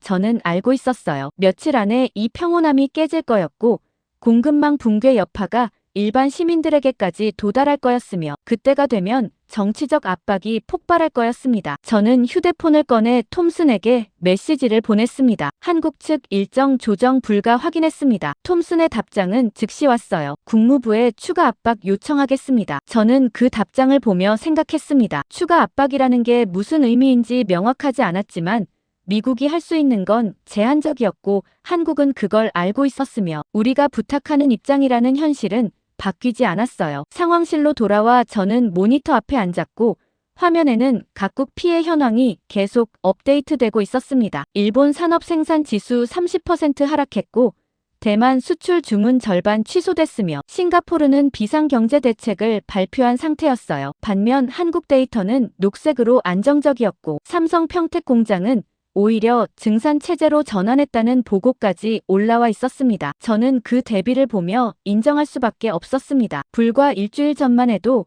우리는 한국에게 요구하는 입장이었고 지금은 한국에게 부탁하는 입장이 됐으며 이 역전이 얼마나 빠르게 일어났는지 실감하고 있었어요. 부산으로 다시 향한 건 금요일 오전이었고 저는 인천공항에서 KTX를 타고 남쪽으로 내려가며 창밖으로 스쳐 지나가는 한국 풍경을 보고 있었으며 일주일 전과 똑같은 경로였지만 제 시선은 완전히 달라져 있었습니다. 기차가 부산역에 도착했고 저는 택시를 타고 영도구 조선소로 향했으며 박준호가 이번에는 1층 로비에서 직접 저를 맞이했어요. 그는 여전히 캐주얼한 차림이었고 표정은 담담했지만 눈빛에는 무언가 확신이 담겨 있었습니다. 박준호가 손을 내밀며 말했어요. 다시 오셨군요. 저는 악수를 나누며 조용히 대답했습니다. 상황이 급합니다. 박준호가 고개를 끄덕이며 엘리베이터를 가리켰고 우리는 함께 3층으로 올라갔습니다. 복도를 걸어 회의실로 들어서자 이번에는 대형 모니터뿐 아니라 물리적 장비 모형까지 테이블 위에 놓여 있었고 전력 제어 시스템 축소 모델처럼 보이는 구조물이 케이블로 연결되어 있었어요. 저는 그 모형을 보며 물었습니다. 실제 시스템입니까? 박준호가 대답했어요. 10분의 1 스케일 테스트 베드입니다. 저는 모형에 다가가 자세히 살펴봤습니다. 전력 입력단과 냉각 시스템 그리고 반도체 생산 라인을 모사한 부하 장치가 하나로 통합되어 있었고 중앙 제어 유닛이 모든 걸 실시간으로 조율하는 구조였어요. 박준호가 제어 유닛을 가리키며 설명하기 시작했습니다. 기존 시스템은 전력 냉각 생산이 각각 독립적으로 운영됐고 하나가 문제 생기면 연쇄 차단되는 구조였지만 우리는 3년 전부터 이 세 가지를 하나의 통합 루프로 재설계했습니다. 저는 화면을 보며 집중했습니다. 통합 루프라는 개념이 핵심이었고 외부 교란, 신호가 들어와도 시스템이 전체 균형을 유지하면서 흡수하는 방식이었어요. 박준호가 모니터를 켜며 시뮬레이션을 시작했습니다. 외부 신호 주입이라는 버튼을 눌렀고 화면에 교란 파형이 나타나기 시작했으며 기존 시스템이라면 즉시 차단됐을 신호 패턴이었어요. 하지만 통합 제어 유닛이 작동하며 전력 배분을 실시간으로 조정했고 냉각 시스템이 부하를 분산시켰으며 생산 라인은 속도를 미세하게 낮추면서 전체 시스템이 안정적으로 유지됐습니다. 저는 그 과정을 보며 감탄할 수밖에 없었습니다. 단순히 차단 조건을 제거한 게 아니라 시스템 자체를 교란에 면역되도록 재설계한 거였고 이건 몇 달 만에 할 수 있는 작업이 아니었어요. 저는 박준호에게 물었습니다. 이 기술 즉시 공유 가능합니까? 박준호가 저를 보며 조용히 대답했어요. 일부는 가능합니다. 저는 그 답변을 듣고 긴장했습니다. 일부라는 표현이 걸렸고 핵심은 여전히 보호한다는 뜻이었어요. 저는 조심스럽게 물었습니다. 어디까지입니까? 박준호가 모니터를 전환하며 문서를 열었습니다. 시스템 재설계 개요서라는 제목이었고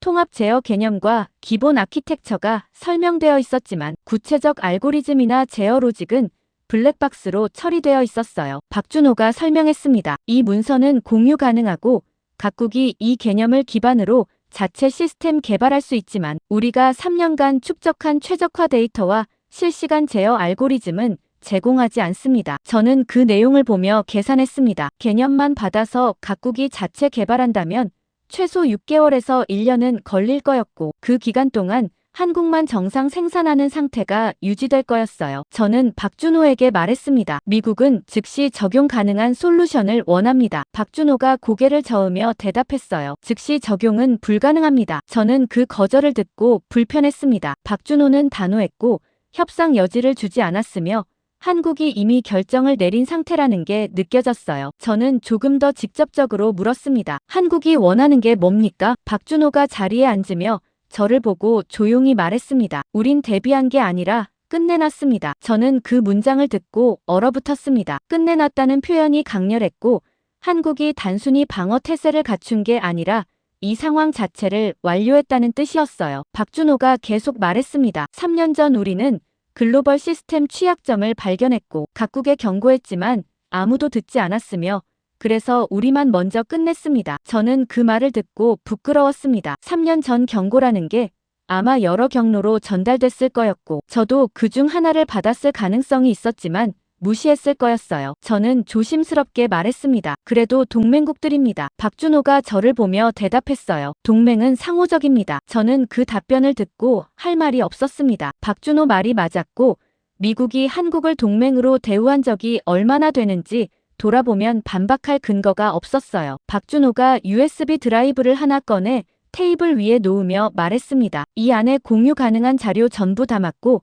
미국 정부에 전달하십시오. 저는 USB를 보며 망설였습니다. 이걸 가져가는 순간 협상은 끝나는 거였고 추가로 얻어낼 여지도 사라질 거였어요. 저는 박준호에게 물었습니다. 정말 이게 전부입니까? 박준호가 고개를 끄덕이며 조용히 대답했어요. 지금은 이게 전부입니다. 저는 그 답변에서 미묘한 여지를 발견했습니다. 지금은이라는 표현이 나중에는 더 줄 수도 있다는 뜻처럼 들렸고 조건이 맞으면 추가 협력 가능성이 있다는 신호였어요. 저는 조심스럽게 물었습니다. 나중에는 달라질 수 있습니까? 박준호가 창밖을 보며 대답했습니다. 상황에 따라 다릅니다. 저는 그 모호한 답변을 받아들일 수밖에 없었습니다. 더 이상 압박해도 박준호가 움직이지 않을 거였고 지금 받을 수 있는 건 이게 전부였어요. 저는 USB를 집어들며 말했습니다. 워싱턴에 전달하겠습니다. 박준호가 자리에서 일어나며 저를 배웅하기 시작했고 우리는 복도를 걸어 엘리베이터까지 갔습니다. 엘리베이터 문이 열리기 전 박준호가 조용히 말했어요. 첸 박사 한 가지만 기억하십시오. 저는 그를 보며 귀 기울였습니다. 박준호가 계속 말했습니다. 우리는 경쟁한 게 아니라 준비했고 지금 보여드리는 건 선의지 의무가 아닙니다. 저는 그 말을 듣고 고개를 끄덕였습니다. 박준호 말이 맞았고 한국은 어떤 의무도 없었으며 지금 주는 것도 협력이 아니라 배려였어요. 엘리베이터를 타고 1층으로 내려와 건물 밖으로 나서자 부산의 차갑고 습한 공기가 얼굴을 스쳤고 저는 택시를 잡아타며 KTX역으로 향했습니다. 차 안에서 저는 USB를 손에 쥐고 생각했어요. 이 안에 담긴 정보로 미국이 얼마나 빨리 복구할 수 있을지 불확실했고 각국이 자체 개발하는 동안 한국의 우위는 계속될 거였으며 글로벌 공급망 구조 자체가 재편될 가능성이 보였습니다. 기차를 타고 서울로 올라가는 동안 저는 노트북을 열어 USB 내용을 미리 확인하기 시작했습니다. 시스템 재설계 개요 문서가 나타났고 통합 제어 개념 설명과 기본 아키텍처 도면이 포함되어 있었지만 예상대로 핵심 알고리즘은 빠져 있었어요. 저는 문서를 읽으며 평가했습니다. 이 자료만으로는 즉시 적용이 불가능했고 미국 기술진들이 자체적으로 개발해야 할 부분이 많았으며 최소 6개월은 걸릴 거라는 박준호 예측이 정확해 보였습니다. 인천공항에 도착해서 저는 워싱턴행 직항편을 예약했고 대기 시간 동안 공항 라운지에서 톰슨에게 이메일을 보냈습니다. 한국 측 자료 확보 완료 귀국 즉시 보고 예정이라는 간단한 내용이었고 10분 후 톰슨 답장이 왔어요. 대기 중이겠네. 즉시 브리핑 준비하게. 저는 이메일을 닫고 창밖을 봤습니다. 인천공항 활주로가 보였고 비행기들이 이착륙하고 있었으며 평범한 일상처럼 보였지만 저는 알고 있었어요. 며칠 안에 이 평온함 뒤에 숨겨진 위기가 수면 위로 드러날 거였고 한국이 유일한 해법 보유국이라는 현실이 모두에게 각인될 거였습니다. 워싱턴으로 돌아온 건 토요일 오전이었고 저는 공항에서 곧바로 펜타곤으로 향했으며 차 안에서 노트북을 열어 박준호가 준 USB 내용을 다시 한번 정밀 분석하기 시작했습니다. 통합 제어 개념 문서를 처음부터 끝까지 읽으며 숨겨진 단서가 있는지 찾고 있었고, 기본 아키텍처 도면을 확대해서 각 구성 요소 간 연결관계를 추적하고 있었어요. 펜타곤 지하 3층 상황실에 도착하자 톰슨과 로스가 이미 대기하고 있었고, 주말임에도 불구하고 분석팀 전원이 소집되어 있었으며 정면 스크린에는 한국기술분석 긴급브리핑이라는 제목이 떠 있었습니다. 톰슨이 저를 보며 급하게 말했어요. 챈 자료 즉시 공유하게. 저는 USB를 꺼내 메인 시스템에 연결하고 파일들을 불러오기 시작했습니다. 시스템 재설계 개요 문서가 스크린에 나타났고, 통합 제어 루프 다이어그램이 확대되며 전력 냉각 생산이 하나로 묶인 구조가 표시됐어요. 로스가 화면을 보며 즉시 질문했습니다. 제어 알고리즘은 어디 있습니까? 저는 조심스럽게 대답했어요. 제공되지 않았습니다. 톰슨이 미간을 찌푸리며 물었습니다. 핵심이 빠졌다는 뜻인가? 저는 고개를 끄덕였습니다. 한국 측은 개념과 구조만 공유했고,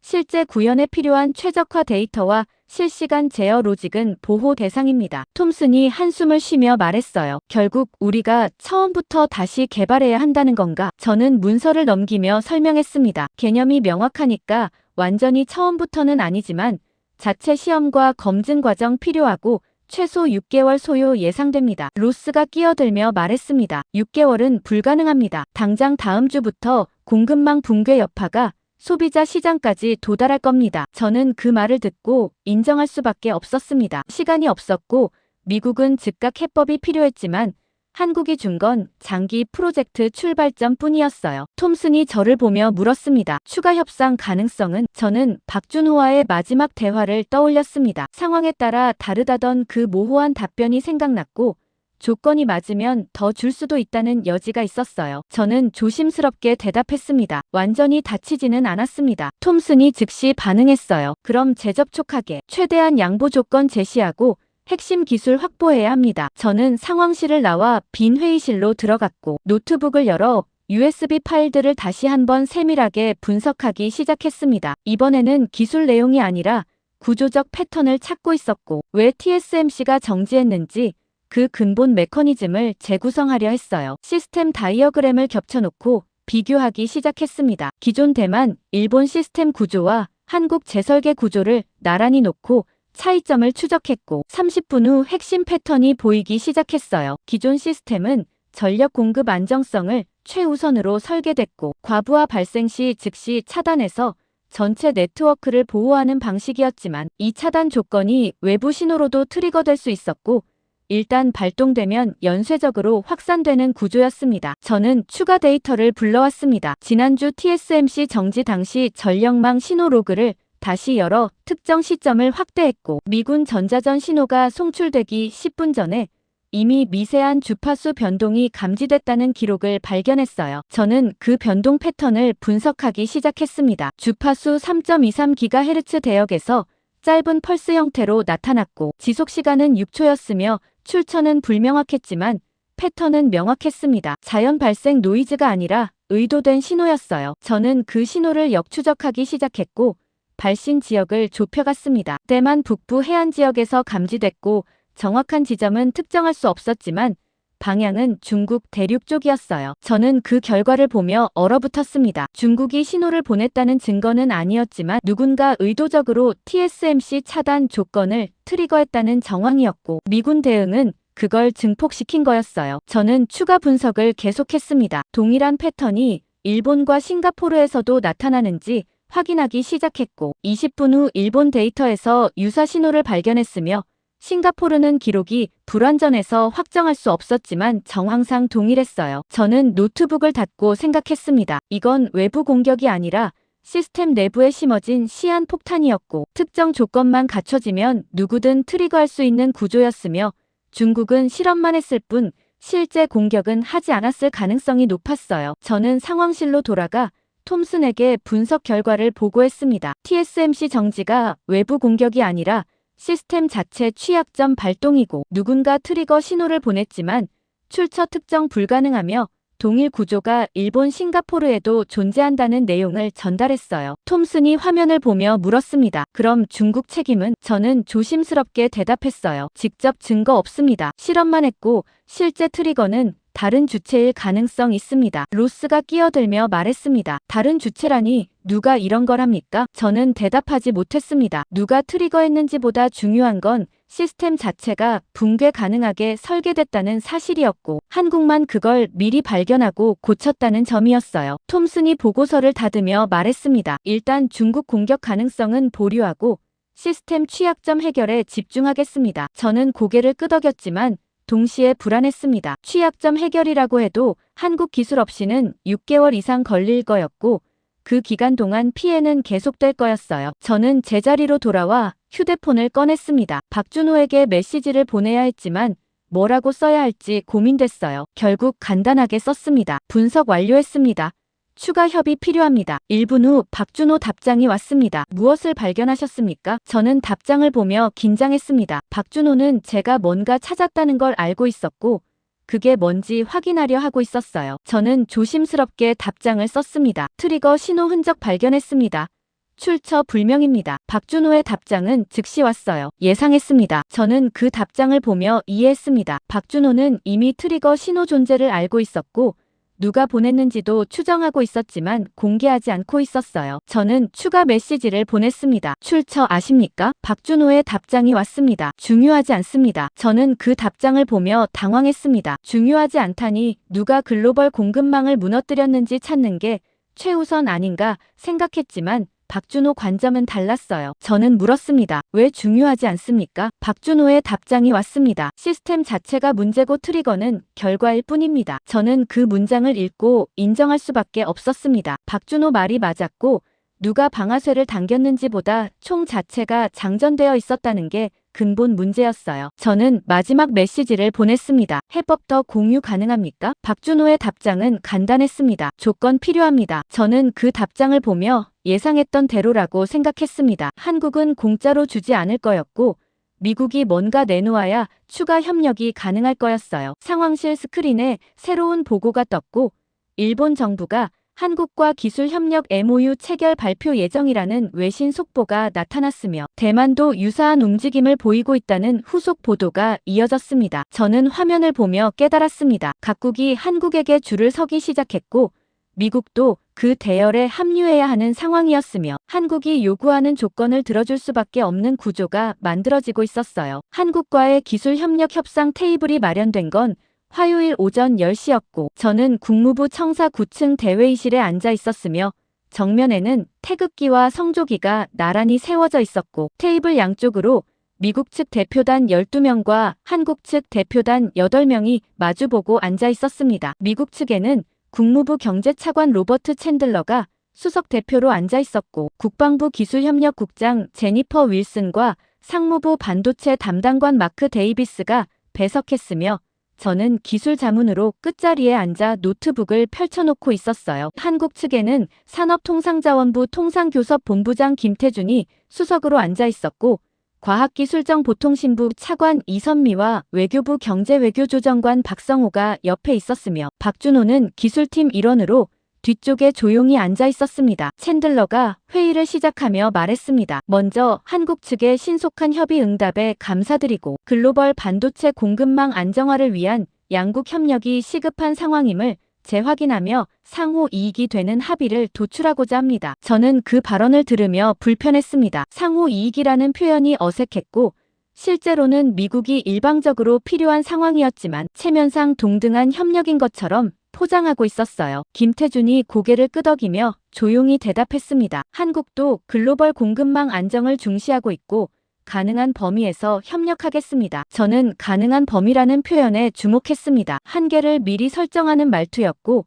한국이 모든 걸 내놓지는 않겠다는 신호였어요. 챈들러가 본론으로 들어갔습니다. 한국이 보유한 통합 제어 시스템 기술의 완전한 이전을 요청하고 미국 생산 시설 즉시 적용을 희망하며 이를 위해 미국은 최대한 우호적 협력 조건을 제시할 준비가 되어 있습니다. 김태준이 서류를 넘기며 조심스럽게 말했어요. 완전한 이전은 어렵고 단계적 공유를 제안합니다. 챈들러가 미간을 찌푸리며 물었습니다. 단계적이라는 건 구체적으로 어느 정도입니까? 김태준이 박준호 쪽을 보며 고개를 끄덕였고 박준호가 자리에서 일어나 앞으로 나왔습니다. 그는 태블릿을 꺼내 스크린에 연결하고 자료를 띄우기 시작했어요. 화면에 3단계 기술 공유 로드맵이라는 제목이 나타났고 1단계 기본 개념, 2단계 시스템 구조, 3단계 최적화 데이터로 구분되어 있었습니다. 박준호가 설명하기 시작했습니다. 1단계는 이미 제공됐고 2단계는 부분 공유 가능하지만 3단계는 한국 독자 기술로 보호 대상입니다. 윌슨이 즉시 반응했습니다. 3단계 없이는 즉시 적용 불가능합니다. 박준호가 침착하게 대답했어요. 맞습니다. 저는 그 대답을 듣고 긴장했습니다. 박준호는 즉시 적용이 불가능하다는 걸 인정하면서도 3단계는 주지 않겠다고 선을 그은 거였고 협상 여지를 거의 남기지 않고 있었어요. 데이비스가 끼어들며 물었습니다. 그럼 미국은 어떻게 해야 합니까? 박준호가 화면을 전환하며 대답했습니다. 2단계까지 받아서 자체 개발하거나 한국 기업과 합작 생산체제 구축하는 방법이 있습니다. 챈들러가 그 제안을 듣고 표정이 굳어졌습니다. 합작 생산이라니 미국 생산시설에 한국 기업이 들어온다는 뜻이었고 핵심 기술 통제권을 한국이 쥔다는 의미였어요. 챈들러가 조심스럽게 말했습니다. 합작은 검토가 필요하고 우선 기술 이전 조건부터 논의하고 싶습니다. 김태준이 서류를 꺼내며 테이블 위에 놓았습니다. 한국 측 협력 조건안이라는 제목이었고 저는 그 서류를 받아 읽기 시작했어요. 첫 번째 조건은 반도체 장비 수출 규제 완화였고 한국 기업의 첨단 장비 도입 시 미국 승인 절차 간소화를 요구하고 있었으며 두 번째는 한미 FTA 재협상에서 반도체 분야 관세 완전 철폐였고 세 번째는 미국 내 한국 기업 투자 시 세제 혜택 보장이었습니다. 저는 조건들을 보며 놀랐습니다. 단순히 기술 대가가 아니라 산업 구조 전반을 재편하려는 요구였고 한국이 글로벌 반도체 공급망에서 주도권을 확보하려는 전략이 명확했어요. 챈들러가 조건안을 읽으며 난색을 표했습니다. 일부 조건은 의회 승인 필요하고 즉각 수용 어렵습니다. 김태준이 조용히 대답했어요. 이해합니다. 하지만 이게 협력 전제 조건입니다. 챈들러가 잠시 침묵했고 회의실 안이 조용해졌습니다. 미국 측 배석자들이 서로 눈치를 보기 시작했고 누구도 먼저 말하지 않았어요. 저는 그 침묵을 보며 깨달았습니다. 미국은 거부할 수 없었고 한국이 요구하는 조건을 결국 들어줄 수밖에 없었으며 협상이 아니라 통보를 듣고 있는 상황이었어요. 챈들러가 조심스럽게 말했습니다. 조건 검토하고 다음 회의에서 답변 드리겠습니다. 김태준이 고개를 끄덕이며 대답했어요. 기다리겠습니다. 그 순간 회의실 문이 열리고 보좌관이 급히 들어와 챈들러에게 쪽지를 건넸습니다. 챈들러가 쪽지를 읽고는 표정이 굳어졌고 김태준을 보며 말했어요. 잠시 휴식 시간 갖겠습니다. 회의가 중단되고 미국 측 대표단이 별도 회의실로 이동했으며 저도 따라 들어갔습니다. 문이 닫히자 챈들러가 쪽지를 테이블에 던지며 말했어요. 일본이 한국 조건 전부 수용했습니다. 저는 그 말을 듣고 충격받았습니다. 일본이 먼저 항복했다는 뜻이었고 한국 요구를 그대로 받아들였다는 의미였어요. 윌슨이 물었습니다. 대만은? 챈들러가 답했어요. 협상 중이지만 수용 쪽으로 기울고 있다는 보고입니다. 데이비스가 한숨을 쉬며 말했습니다. 우리도 수용해야 합니다. 다른 선택지 없습니다. 챈들러가 창밖을 보며 조용히 말했어요. 의회 설득이 문제입니다. 저는 그들의 대화를 들으며 생각했습니다. 불과 2주 전만 해도 미국은 한국에게 요구하는 입장이었고 조건을 제시하는 쪽이었지만 지금은 완전히 역전됐으며 한국 조건을 어떻게 받아들일지 고민하는 처지가 됐어요. 챈들러가 저를 보며 물었습니다. 챈 박사, 한국 측 추가 양보 가능성 있습니까? 저는 조심스럽게 대답했어요. 없습니다. 챈들러가 고개를 끄덕이며 결정을 내렸습니다. 조건 수용 방향으로 가겠습니다. 회의실로 돌아와 챈들러가 김태준에게 말했습니다. 한국 측 조건 긍정적으로 검토하겠고 일주일 내 공식 답변 드리겠습니다. 김태준이 만족스러운 표정으로 고개를 끄덕였고 박준호는 여전히 뒤쪽에 조용히 앉아 있었지만 눈빛에는 미세한 안도감이 보였어요. 회의가 끝나고 양측 대표단이 악수를 나누며 회의실을 빠져나가기 시작했습니다. 저는 박준호에게 다가가 조용히 말했어요. 처음부터 이렇게 될 거라고 알고 계셨습니까? 박준호가 저를 보며 조용히 대답했습니다. 예상했습니다. 저는 그 답변을 듣고 인정할 수밖에 없었습니다. 한국은 3년 전부터 이 순간을 준비했고 글로벌 공급망이 무너질 거라는 걸 예측했으며 유일한 해법 보유국으로서 협상 주도권을 완전히 장악할 전략을 설계했어요. 회의실을 나와 복도를 걸으며 저는 창밖을 봤습니다. 워싱턴 거리가 평온하게 보였지만 저는 알고 있었어요. 며칠 안에 한국과의 합의 내용이 공개될 거였고 미국이 조건을 수용했다는 사실이 드러나면 국제사회 전체가 한국 중심으로 재편되기 시작할 거였으며 새로운 질서가 만들어지고 있었습니다. TSMC 복구 최종 시한이 다가온 건 목요일 오후였고 저는 펜타곤 지하 상황실에서 긴급 소집된 국가안보회의 화상 연결을 지켜보고 있었으며 스크린에는 백악관 상황실과 국무부 그리고 태평양 사령부가 동시에 접속되어 있었습니다. 국가안보보좌관 제임스 설리번이 회의를 시작하며 말했어요. 현재 TSMC 복구 실패 시 글로벌 반도체 공급 완전 중단 예상되고 자동차 가전통신 산업 전반 생산 중단 불가피하며 경제적 손실은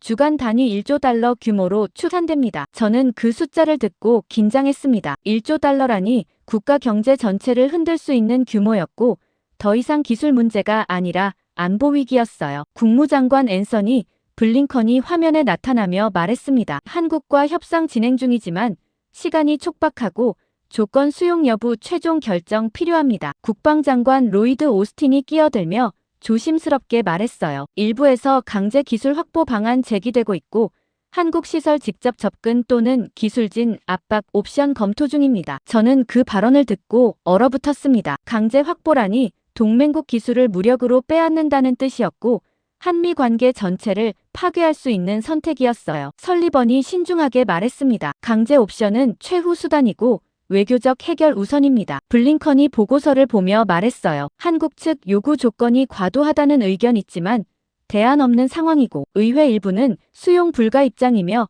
대통령 결단 필요합니다. 저는 화면을 보며 미국 내부가 분열되고 있다는 걸 느꼈습니다. 한국 조건을 받아들여야 한다는 쪽과 강제로라도 기술을 확보해야 한다는 쪽이 충돌하고 있었고 최종 결정권자만 선택을 미루고 있었어요. 오스틴이 추가 보고를 했습니다. 군사적 관점에서 한국 기술 의존도 증가는 장기적 리스크이고 핵심 인프라 통제권 상실 우려되며 자체 기술 확보 필수적입니다. 설리번이 물었어요. 자체 개발 소요 기간은? 저는 그 질문을 받고 자리에서 일어나 보고할 준비를 했습니다. 설리번이 저를 보며 말했어요. 첸 박사평가 부탁합니다. 저는 노트북을 열어 분석 자료를 공유했습니다. 한국 기술 없이 자체 개발 시 최소 6개월에서 1년 소요되고 그 기간 동안 생산 중단 지속되며 경제적 피해는 누적 10조 달러 이상 예상됩니다. 화면 속 참석자들이 침묵했고 누구도 즉시 반응하지 않았습니다. 저는 계속 말했어요. 반면 한국 협력 수용 시 3개월 내 부분 복구 가능하고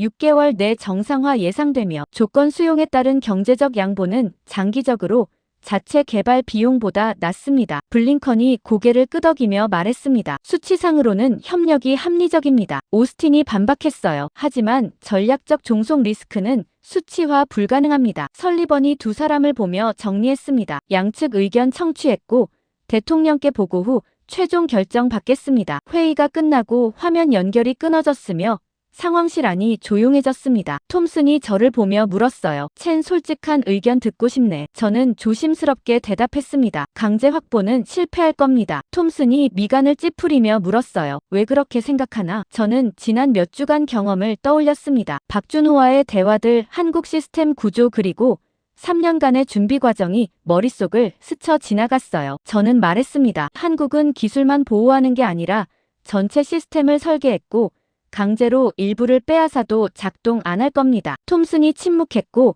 제 말을 곱씹고 있었습니다. 저는 계속 말했어요. 그리고 박준호 의도를 이해했습니다. 톰슨이 저를 보며 물었습니다. 무슨 의도? 저는 노트북을 닫으며 대답했어요. 경쟁이 아니라 제 편입니다. 한국은 우리를 이기려는 게 아니라 새로운 구조를 만들려고 하고 그 안에서 협력하자는 겁니다. 톰슨이 그 설명을 듣고 고개를 끄덕였습니다. 자네 협력 지지하는 건가? 저는 잠시 망설였습니다. 협력 지지는 강제 반대를 의미했고 제 경력에 영향을 미칠 수 있었지만 동시에 지난 며칠간 목격한 현실을 부정할 수도 없었어요. 저는 조용히 대답했습니다. 예, 협력이 맞습니다. 톰슨이 한숨을 쉬며 말했어요. 상부의 의견 전달하겠네. 이틀 후 토요일 오전 백악관에서 최종 결정이 내려졌고 저는 상황실에서 발표를 지켜봤습니다. 대통령 성명이 발표됐고 한국과의 기술 협력 합의를 승인하며 제시된 조건을 수용한다는 내용이었어요. 성명서에는 글로벌 공급망 안정화를 위한 전략적 선택이라는 표현이 포함되어 있었고 동맹 강화 차원이라는 수식어가 붙어 있었지만